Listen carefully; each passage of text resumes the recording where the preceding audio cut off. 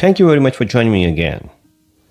If you're facing the server connectivity problem, let's say if you're setting up the email and server is not connecting, or you're just try to download something and it says the server error. So by following those steps, you can easily sort out those problems. So let's see how we can sort out that problem.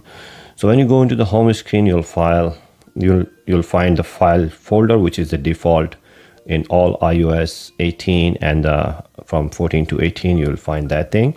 So when you open this thing, you'll find there is a 3 dots on the right upper corner.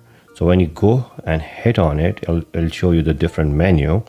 So you'll find the third option is a connect to server. When you hit that thing, let's say if you know the server, of course, if you sign in, you must know the server on all this stuff. Or if you know the IP address, just put that IP address and it will show you the connecting right there. Just connect and it will work with that. So look at this. If you're the registered user, guest, and put the name and the password, whatever the provided by the server.